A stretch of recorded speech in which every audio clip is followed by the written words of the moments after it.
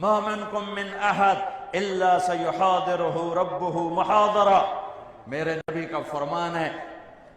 پوری حدیث سنا تھا. جنت میں جانے کے بعد بھی ایک خلا ہوگا، محسوس ہوگا کچھ کمی ہے. جنت بھی مل گئی، زندگی بھی مل گئی، جوانی بھی مل گئی، محبت بھی مل گئی، پیشاب سے پاک ہو گئے، پخانے سے پاک ہو گئے.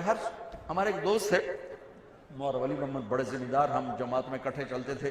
ان کے گھٹنے خراب تھے، تو اس زمانے میں یہ مسجدوں میں کموڈ نہیں ہوتے تھے، تو ان بیچاروں کو بڑی تکلیف ہوتی تھی ٹوائلٹ جاتے ہوئے. اور بعد میں پھر میں نے ان کے لیے ایک وہ موبائل کموڈ بنوا کے گاڑی میں رکھ لیا تھا. تو ہماری جماعت چشتیاں میں تھی. چشتیاں بڑا بیکورڈ سا علاقہ، اور آج سے 25 سال پہلے. اور تو وہ بیچارے ٹوائلٹ میں گئے نا، تو میں باہر بیٹھا تھا، گرمیوں کے باہر نکلے تو پسینہ پسینہ، برا حال. تو یوں کر کے مجھ سے کہنے لگے مولوی جی اے اللہ تعالیٰ سائیں میں نے جنت تے ہگن تے موترن معاف کر دے، میں نے اور کچھ بھی نہیں چاہیے.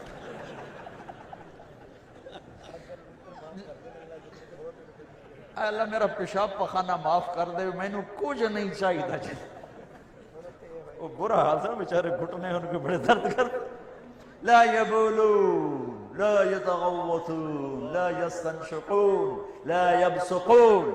نہ پیشاب ہے، نہ پخانہ ہے، نہ تھوک ہے، نہ ناک سے کوئی نزلہ ہے. پاک پاکیزہ، بڑھاپے سے پاک، موت سے پاک،